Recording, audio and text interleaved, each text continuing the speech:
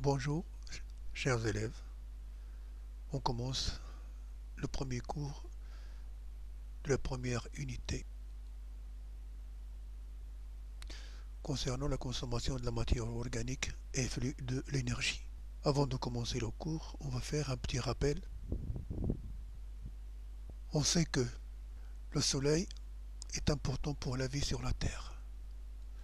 Il envoie ses rayons solaires qui sont captés par les plantes et grâce à la photosynthèse, il y a transformation de l'énergie solaire en énergie chimique emmagasinée dans la matière organique élaborée telle le glucose, les acides aminés et les lipides bien sûr.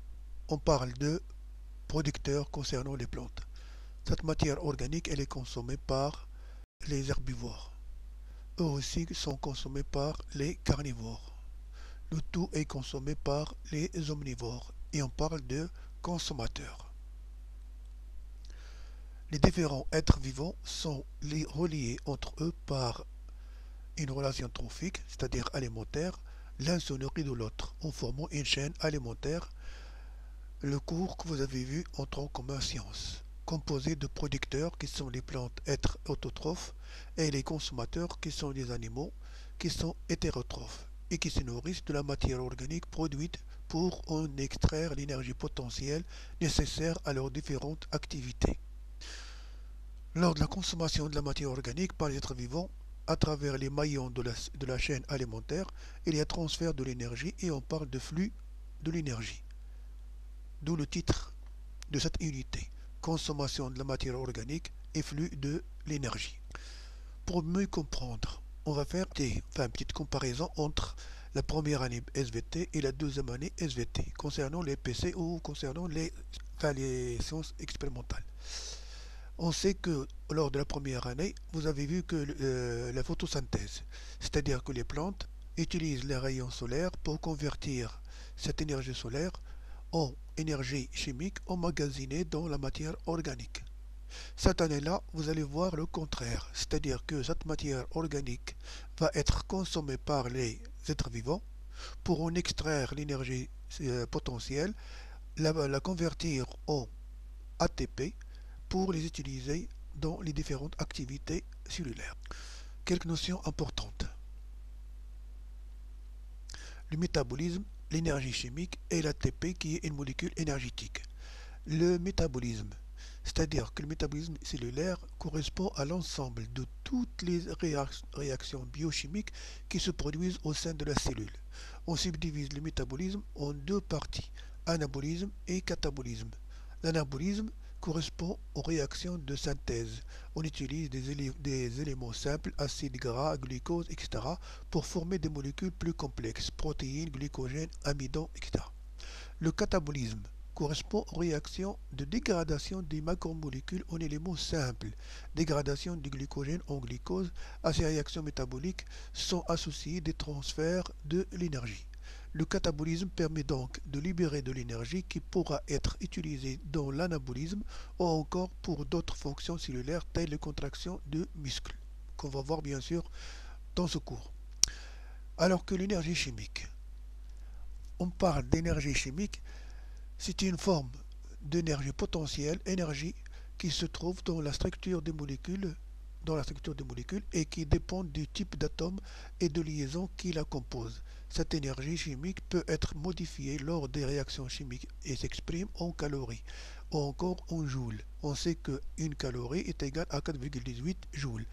Dans notre organisme, les transferts d'énergie sont importants. On utilise donc comme unité le kilocalorie ou le kilojoule.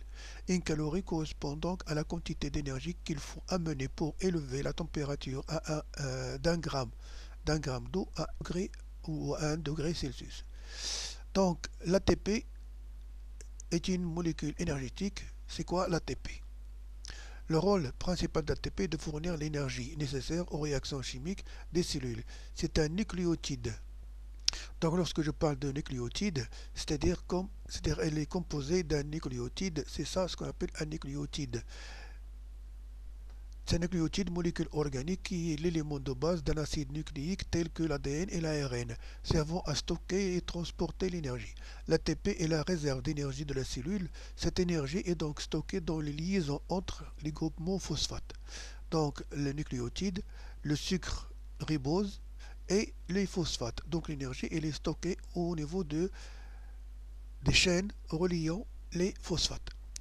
Et la stabilité de ces liaisons en solution est assurée par leur énergie d'activation, que les enzymes ont la capacité d'abaisser pour en féliciter l'hydrolyse. Alors, la coenzyme ATP-ADP est un donneur d'énergie universel et c'est la principale source d'énergie directement utilisable pour la cellule. L'hydrolyse d'ATP, l'ADP qui a 3 molécules de phosphore adénosine triphosphate est dégradé pour donner ADP plus PI plus de l'énergie. Même l'ADP, l'adénosine diphosphate, va se dégrader pour donner l'AMP plus PI plus énergie, c'est-à-dire l'adénosine, enfin l'acide monophosphate. Alors après ce rappel, on va faire une introduction pour notre cours. Les cellules autotrophes chlorophylliennes sont les cellules capables de fabriquer leurs molécules organiques à partir de la matière minérale en convertissant grâce à la photosynthèse l'énergie lumineuse en énergie chimique pour la production des molécules d'ATP. La forme énergétique utilisable par les cellules, ainsi la matière organique consommée représente un stock d'énergie chimique potentielle, doit être dégradée pour libérer cette énergie, ce qui permet à toutes les cellules, qu'elles soient autotrophes ou hétérotrophes, de réaliser l'ensemble de ces activités cellulaires. Alors, d'après ce texte, on vous demande, chers élèves, d'arrêter la vidéo pour bien relire le texte et rechercher quel est le problème scientifique qu'on veut étudier. Après, redémarrez la vidéo pour continuer. Donc le problème scientifique, comment la cellule récupère et utilise l'énergie potentielle des composés organiques consommés. On peut subdiviser ce problème en différentes questions. Comment la cellule extrait l'énergie chimique potentielle des composés organiques et la convertit en ATP, et comment les cellules utilisent l'ATP pour leurs activités. Donc on va voir deux chapitres. Le premier chapitre, c'est-à-dire on va voir comment la cellule dégrade la molécule organique pour en extraire l'énergie potentielle et la convertir en ATP. Et au deuxième chapitre, on va voir comment la cellule utilise l'ATP, c'est-à-dire lors de la contraction musculaire. Donc,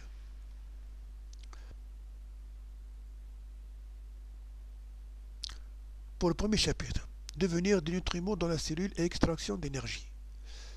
Dans l'organisme, la cellule vivante est le siège de diverses activités. Synthèse des constituants organiques, des hormones, des échanges de matière avec le milieu extérieur, la division cellulaire, les contractions des cellules musculaires et cardiaques. De telles activités exigent la consommation d'énergie sous forme d'ATP.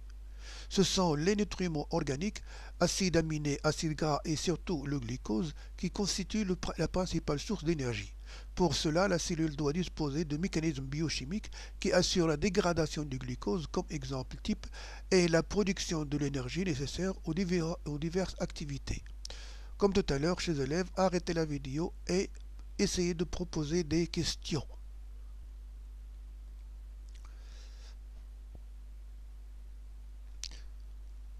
Donc, quel est le mécanisme biochimique ou quels sont les mécanismes biochimiques voie métabolique de la dégradation de la matière organique et quelles sont les structures impliquées dans cette dégradation et leur rôle. Donc, chers élèves, l'objectif de cette séance est que tu dois être capable d'expliquer comment se fait la dégradation de la matière organique dans la cellule et d'identifier les ultrastructures cellulaires et les molécules impliquées dans cette dégradation et expliquer rôle. Alors, comme premier problème, quelles sont les voies métaboliques permettant l'utilisation de l'énergie potentielle des molécules organiques et les structures nécessaires? Première activité, recherche des différents mécanismes biochimiques. Dans le but de rechercher des processus permettant de la libération de l'énergie emmagasinée dans la matière organique, on propose dites l'étude des résultats de quelques documents, document 1 et document 2. Pour commencer, on va voir le document 1, qui est composé de deux expériences. Donc, la première expérience, des levures des champignons unicellulaires dépourvus de chlorophylle sont cultivés dans les différents milieux. Sans glucose, pas de croissance et mort des cellules. Avec du glucose et sans oxygène, anaérobiose, croissance faible. Avec du glucose et oxygène, c'est-à-dire un milieu aérobique, croissance forte. Expérience numéro 2. On travaille sur deux postes hexao. L'hexao, c'est-à-dire l'expérimentation assistée par ordinateur. Les deux montages sont identiques, mais les protocoles sont différents. Le protocole du montage, figure 1, montre l'hexao pour l'étude des échanges gazeux. On place dans le bioréacteur, c'est ça ce qu'on appelle le bioréacteur, une solution de levure bien oxygénée, de concentration connue 10 grammes par litre, et deux sondes, une sonde à dioxygène et une sonde à dioxyde de carbone. On sait que les sondes ont un rôle, c'est-à-dire de mesurer la concentration de ces gaz, c'est-à-dire l'oxygène et le CO2. On ferme le bioréacteur et on met en route l'agitateur, de façon que la solution soit toujours bien homogène et oxygénée.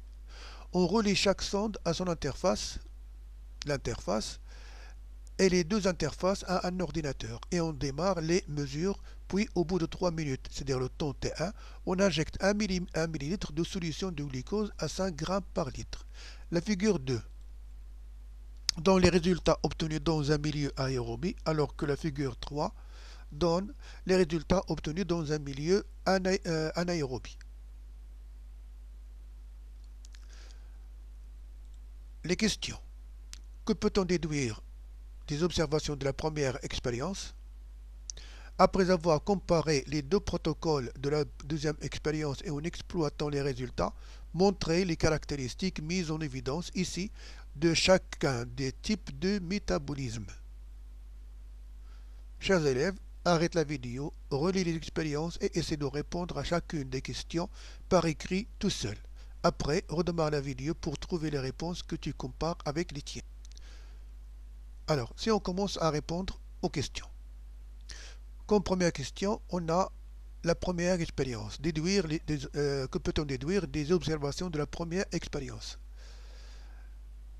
En l'absence de glucose et malgré la présence d'oxygène, il n'y a pas de croissance des levures. Alors qu'en présence de glucose et en absence de l'oxygène, il y a une faible croissance. Par contre, en présence de l'oxygène et du glucose, il y a une forte croissance.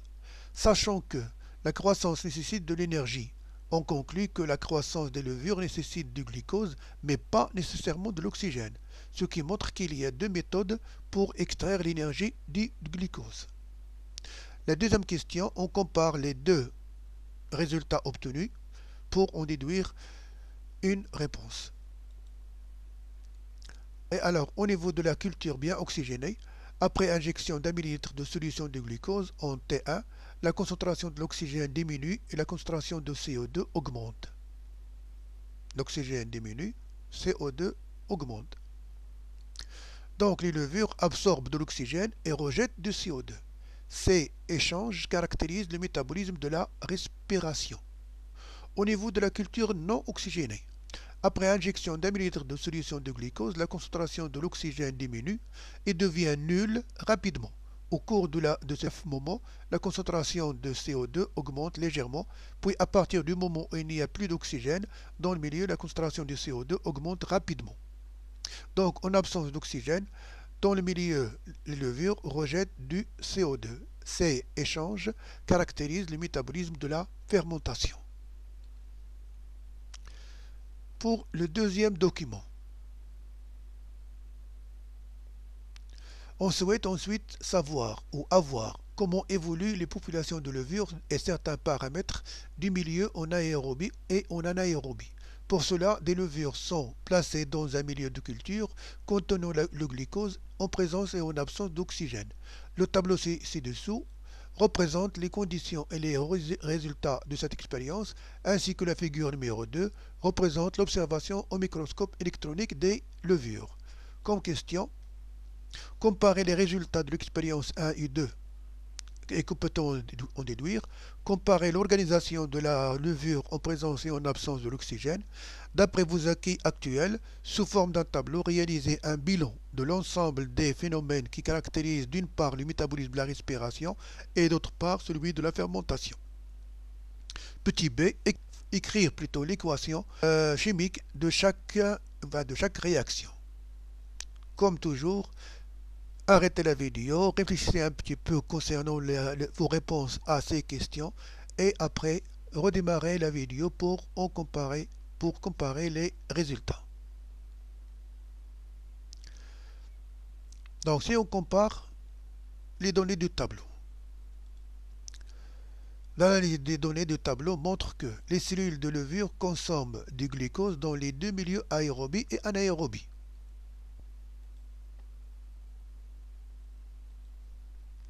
Donc, elles consomment du glucose en milieu aérobie et en milieu anaérobie. Vous voyez?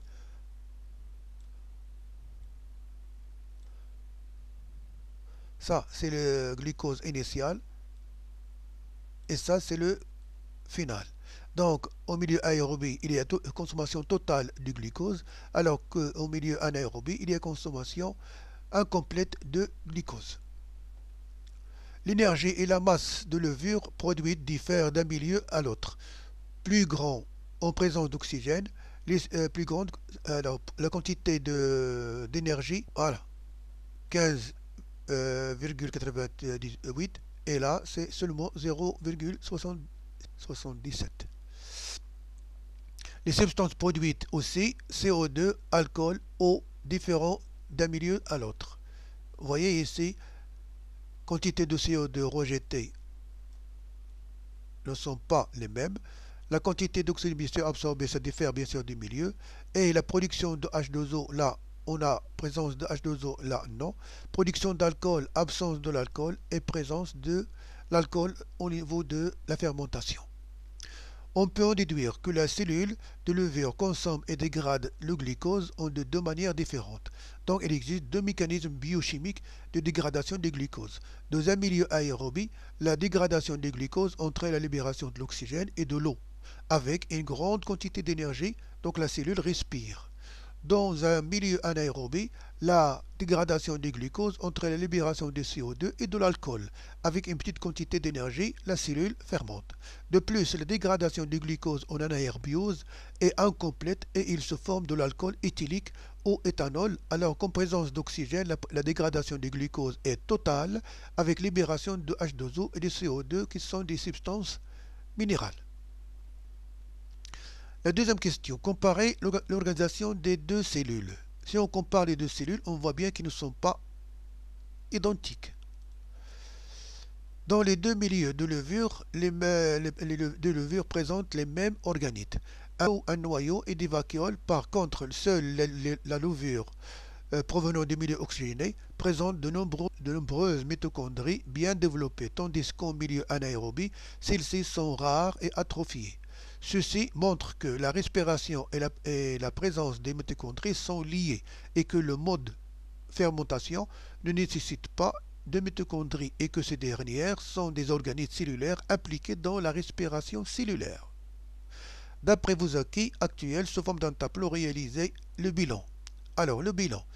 Pour la respiration, on voit bien qu'il se déroule en milieu anaérobie, consommation de grandes quantités de glucose avec absorption d'oxygène, rejet de carbone, avec production de beaucoup d'énergie et nécessite la présence de mitochondries. Alors pour la fermentation, milieu anaérobie, consommation, dégradation du glucose bien sûr moindre, rejet de dioxyde de carbone et de molécules organiques telles l'éthanol, peu d'énergie produite se déroule dans le hyaloplasme, puisqu'il n'y a pas de mitochondries.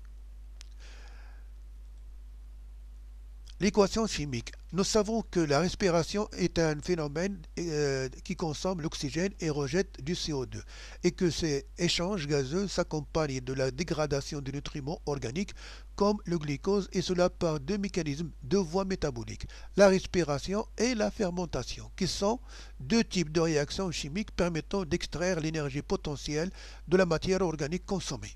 Lors de la respiration cellulaire, On dit que c'est une oxydation complète de matière organique, glucose, en milieu aérobie et nécessite l'intervention des mitochondries et produit une quantité importante d'énergie.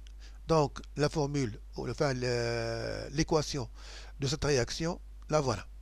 Pour la fermentation, qui est une oxydation incomplète partielle de matière organique au milieu anaérobie, il se déroule dans l'hyaloplasme et produit une faible quantité d'énergie et des molécules organiques telles l'éthanol. Donc, l'équation de cette réaction, la voilà. C'est le glucose en absence d'oxygène, transformation ou libération de l'acide éthylique plus le CO2 et ainsi un peu d'énergie. Donc, comme conclusion, pour obtenir l'énergie nécessaire à leur activité et leur développement, les cellules dégradent et décomposent des substances organiques riches en énergie comme le glucose et qu'on appelle les métabolites énergétiques. De nos voies métaboliques permettent la libération d'énergie emmagasinée dans le glucose. Il s'agit de la respiration cellulaire et de la fermentation. La respiration cellulaire se déroule obligatoirement en milieu aérobie et se caractérise par la dégradation totale du glucose en CO2 et H2O, qui sont des substances minérales dépourvues d'énergie, nécessitant la présence de la mitochondrie et de l'oxygène, alors que la fermentation se déroule obligatoirement en milieu anaérobie et se caractérise par le fait que les cellules ne consomment pas d'oxygène, ainsi elles décomposent le glucose de manière incomplète et des résidus organiques riches en énergie.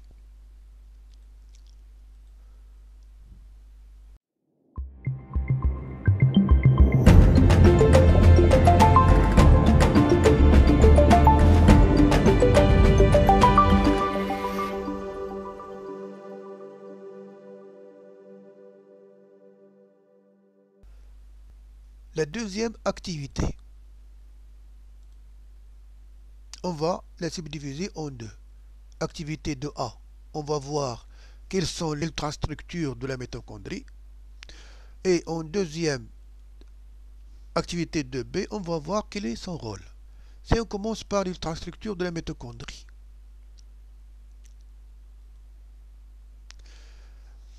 Comme on a vu, la respiration cellulaire demande la présence d'un organite qui est la mitochondrie.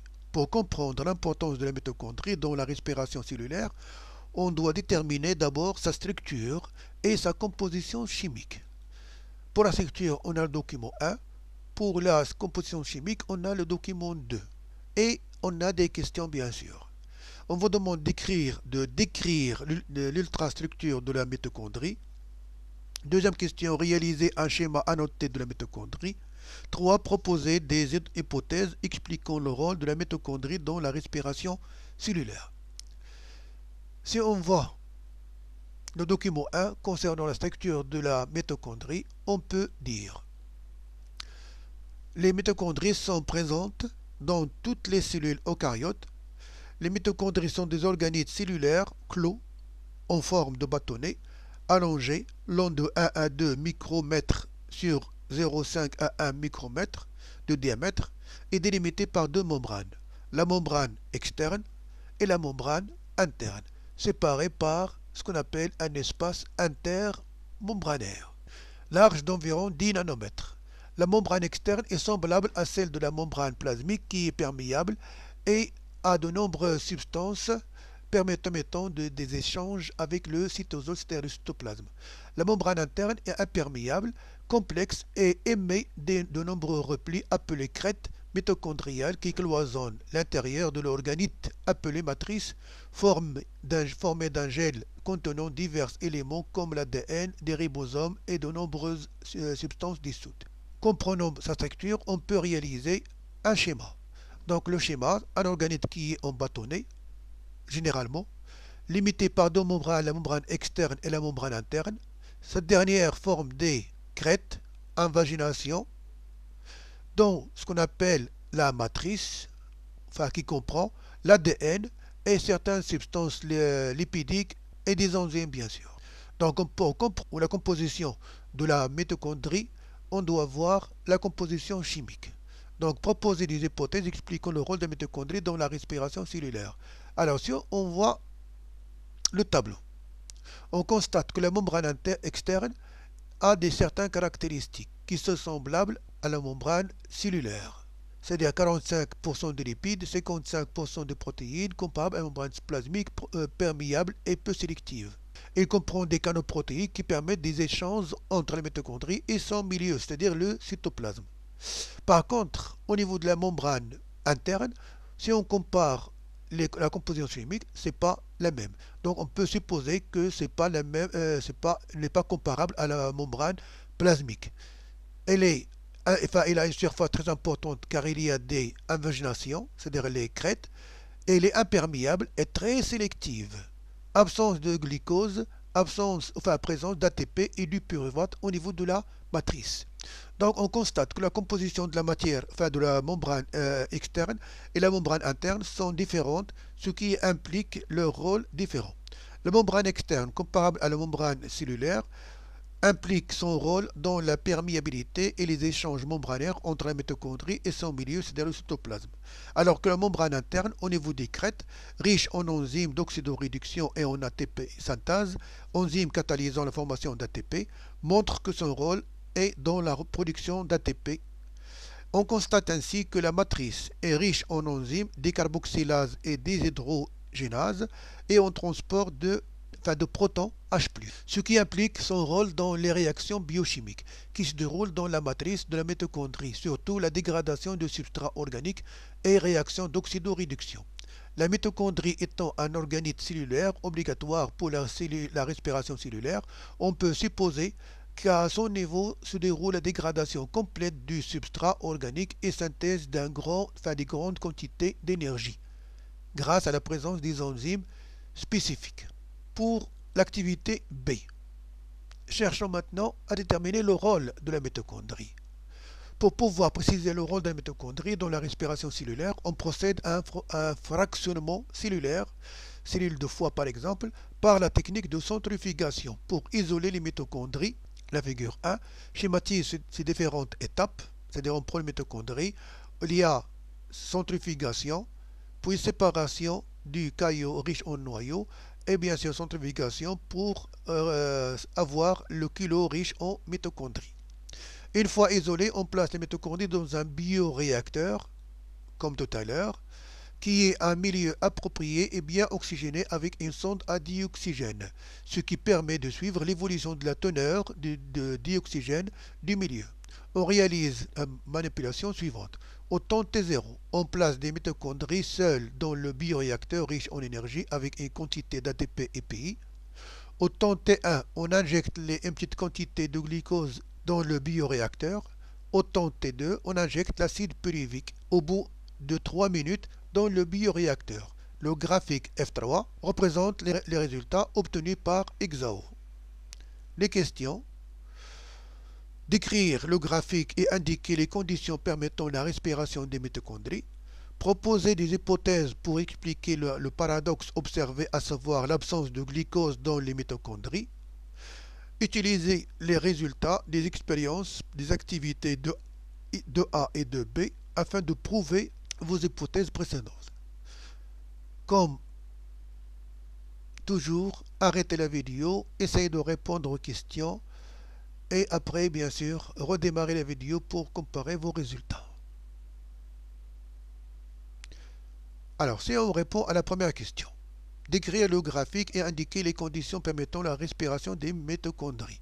Le graphique, le voilà. On voit bien qu'il y a une zone qui est constante et une zone qui diminue. Donc, la zone constante, ça veut dire qu'il n'y a pas absorption d'oxygène en présence de glucose.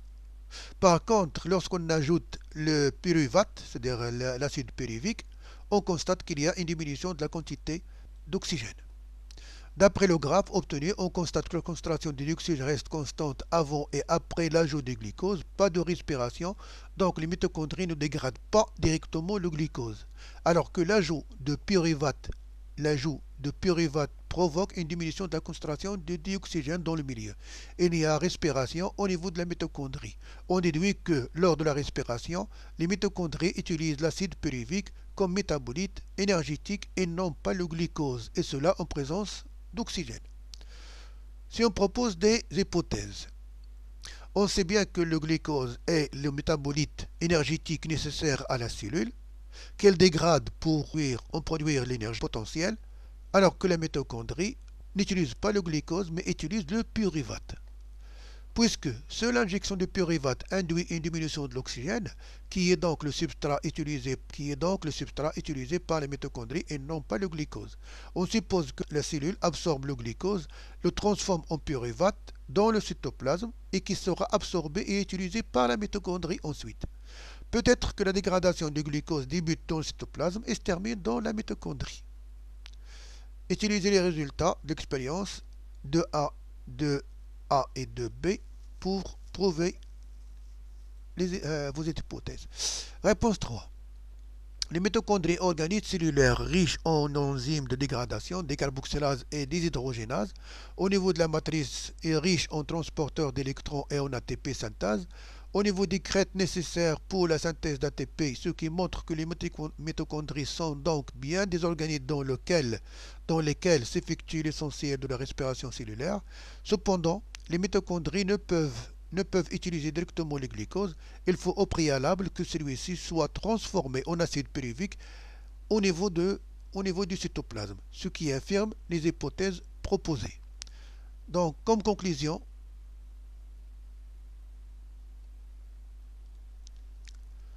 il existe donc deux voies métaboliques permettant l'extraction de l'énergie potentielle du glucose afin de produire de l'énergie nécessaire à l'activité des cellules. Une voie anaérobie sans oxygène appelée fermentation qui se déroule dans le cytoplasme des cellules. Une voie aérobie en présence d'oxygène appelée respiration qui demande la présence obligatoire de l'oxygène et des mitochondries.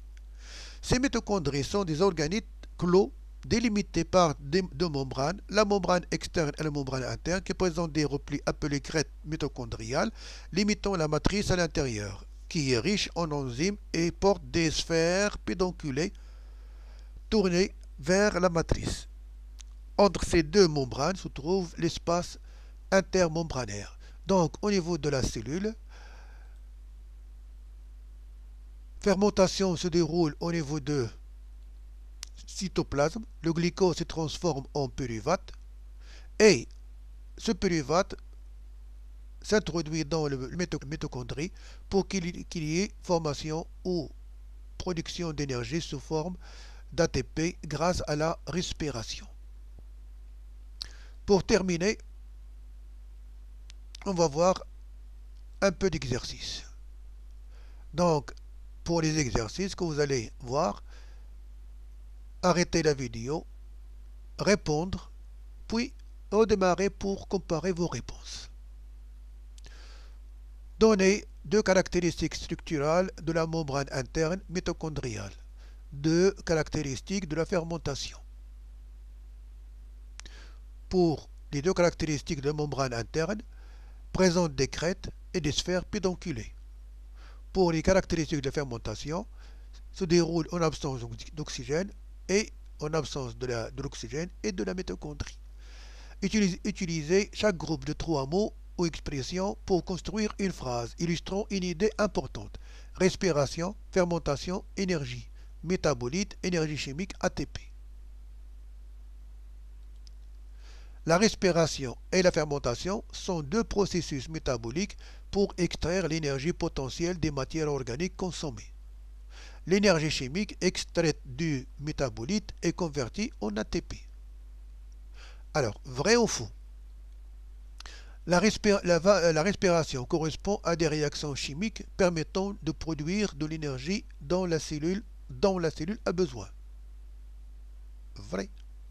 La respiration exige que la cellule possède des mitochondries et que le milieu soit aérobique, présence d'oxygène. Vrai. L'ultrastructure de la mitochondrie montre des compartiments avec des fonctions bien précises dans la production d'énergie dans le cas des réactions chimiques.